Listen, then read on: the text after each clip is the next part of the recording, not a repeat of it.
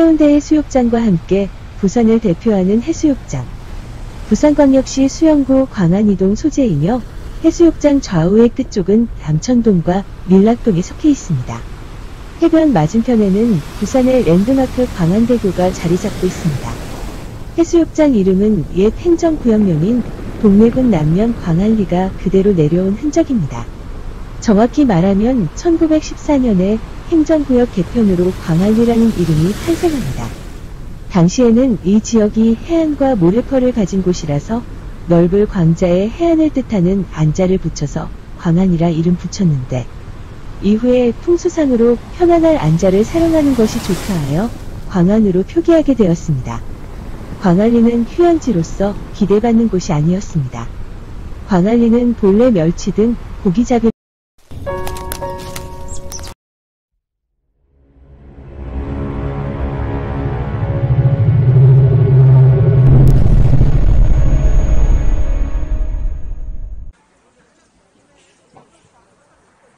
예당호 출렁다리는 우리나라에서 가장 큰 저수지인 예당호 둘레 40km, 너비 2km를 상징하는 402m의 국내 최장 출렁다리입니다. 은은하게 흔들리는 출렁다리는 수면 위를 걷는 듯한 색다른 감동을 주며 주탑의 바닥 아래로 수면이 훤히 보이며 아찔한 추억을 선사합니다. 예당호 출렁다리는 내진 설계 1등급을 받은 안전하고 튼튼한 다리로 성인 3,150명을 동시에 수용할 수 있으며 폭 5m, 보도폭 1.8m로 가족이 함께 걷기에 충분합니다. 출렁다리는 야간에도 형형색색 조명으로 찬란하게 빛납니다. 그라데이션 기법으로 시시각각 변하는 무지개 빛깔 LED 조명은 몽환적인 분위기를 자아냅니다. 출렁다리에서 예당호 중앙생태공원까지 데크길로 이어지는 느린 호수길에서는 느림의 미학을 온전하게 경험할 수 있습니다. 코스를 완곡하면 하루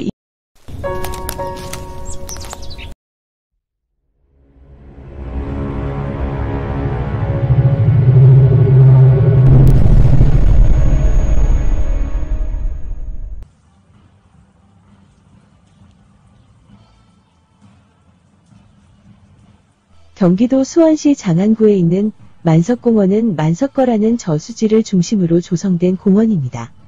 만석거는 다른 이름으로 일원 저수지로 불리기도 하는데 이 저수지는 1795년 수원화성을 쌓으면서 인근에 거주하는 사람들이 농사를 짓기 위해 만든 저수지입니다.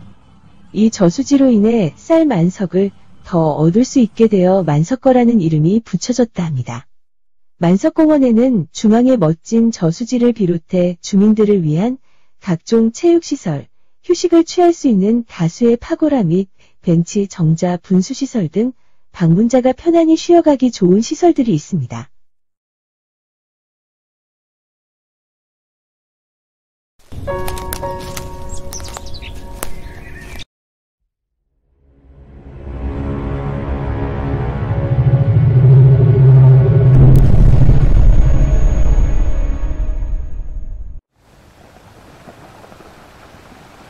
용담이동 공항 북동쪽 해안에 있는 영두항은 제주 관광의 상징과도 같은 곳입니다.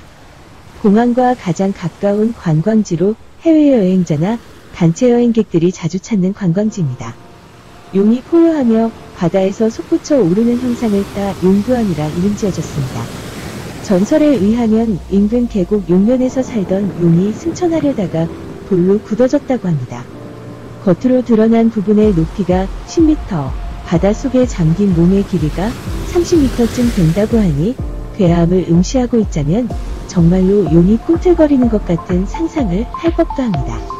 이 용두암을 제대로 감상하려면 서쪽으로 100m쯤 떨어진 곳이 적당하며 바다가 잔잔한 날보다 파도가 심하게 몰아치는 날이 적격입니다. 마치 천지개벽이 이루어지는 것 같기도 하고 신의 노여움 속에 용이 우르르 울부짖으며 바닷속에서 솟구쳐 오르는 듯 하기도 합니다. 용두암에서 도도항까지 이어지는 용담 도도해안도로에는 다양한 카페와 맛집이 있어 몸과 입이 즐거운 드라이브도 즐길 수 있습니다.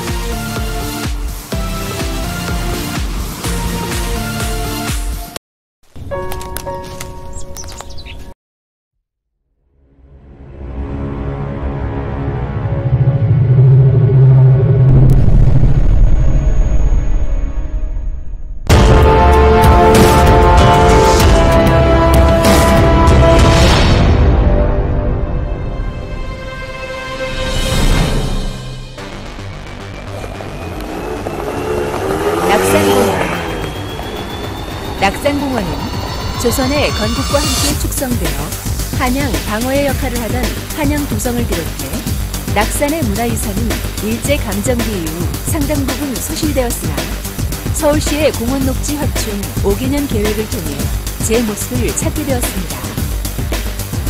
공원을 오르는 동안 만날 수 있는 장수마을과 이화마을은 낙산공원의 정취를 다합니다. 성곽의 안쪽으로 자리한 이화마을과 바깥쪽의 장수마을은 낙산 프로젝트의 일환으로 아기자기한 벽화와 조형물로 화사하게 꾸며져 있습니다. 낮에는 이화마을, 장수마을을 따라 벽화와 조형물을 감상하며 낙산공원을 탐방하고 밤에는 24시간 개방된 야경을 감상해보면 좋을 것 같습니다. 북악 스카이웨이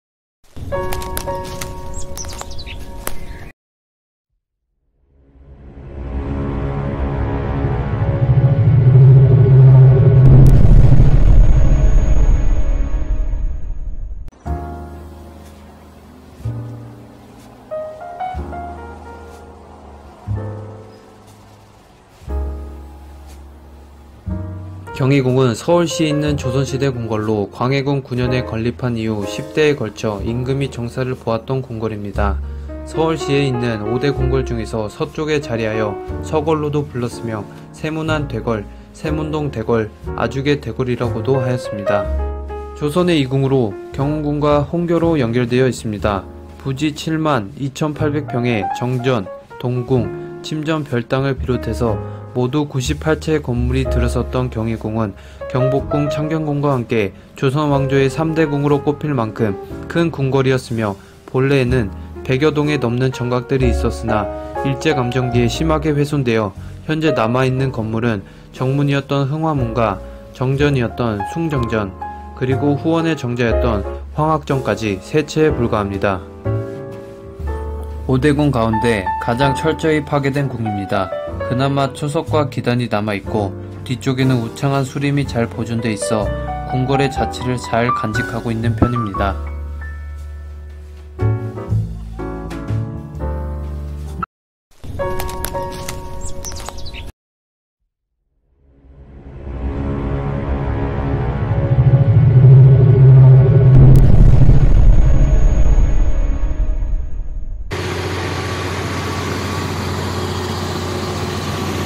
춘천푸드의 아트 페스티벌은 춘천의 대표 음식인 한정식을 홍보하고 개막 행사에서 한정식 브랜드 순천한상 선포식을 진행합니다. 순천 한상 한정식 을 행사장에서 판매 전시하고 푸드테이너, 푸드포차 사식품, 번역 결혼식, 공존 운영 등 다양한 주전부리의 먹거리를 판매합니다. 또한 순천 홍보대사 축하 공연 드러머, 르모 놀아줘, 아트마켓 전시 체험, 해외팀 공연, 지역 특산품 판매 등 다양한 프로그램을 통해 시민과 관광객들에게 먹거리, 볼거리, 즐길거리를 준비하여 행사를 진행합니다.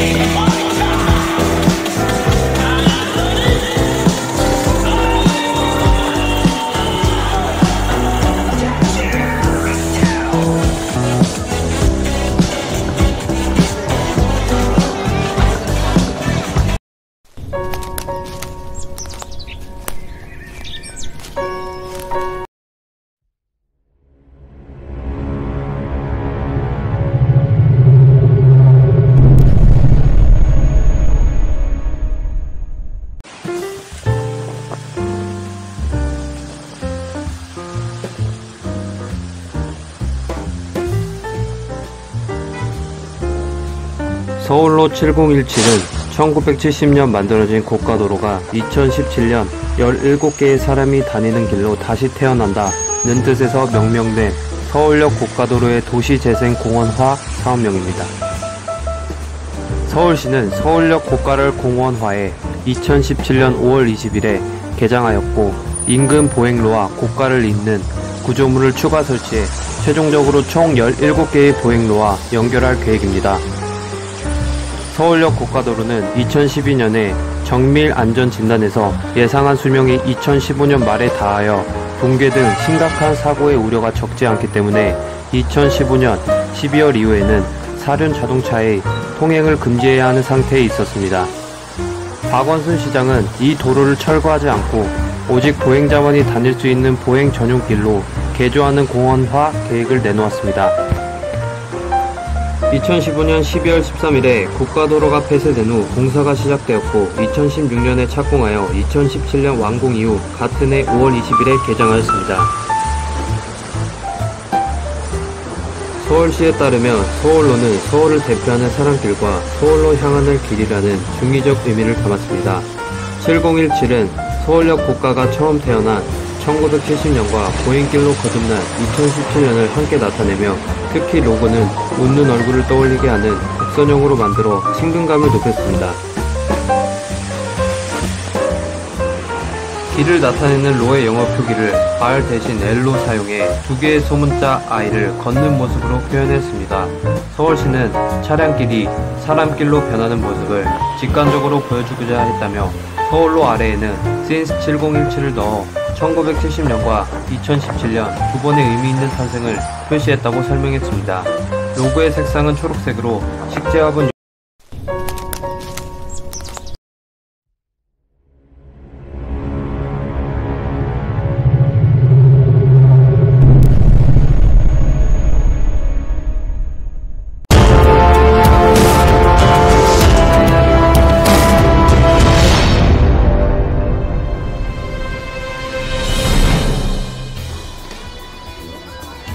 문화체육관광부 선정 2년 연속 유망축제 60회 밀양 아리랑 대축제 아리랑의 선율 희망의 울림 과거 60년 미래 60년을 만나다 2018년 5월 17일부터 5월 20일까지 4일간 연남로 및 밀양강변 일원에서 성공적으로 진행되었습니다. 밀양아리랑 대축제는 2012년 아리랑의 유네스코 인류 무형문화 유산 등재에 따른 밀양아리랑을 계승 발전시켜 대한민국 아리랑의 위상을 제고하고 임진왜란 당시 승려의 몸으로 승병을 일으켜 국난을 극복한 사명대사의 충의정신과 조선 초 중기 우리나라 성리학의 태두 전필제 김종직 선생의 지덕정신, 한국여인의 지조와 정절의 표상인 아랑낭자의 정순정신을 향토의 기풍으로 진작 각종 경연대회를 통하여 후진을 양성하고 경제성장의 동기를 부여하며 문예진흥의 계기를 삼고자 1957년 밀양문화제를 시작으로 2018년 60회를 맞는 경상남도 대표 향토축제입니다. 밀양아리랑 대축제는 문화체육관광부가 선정하는 문화관광축제에서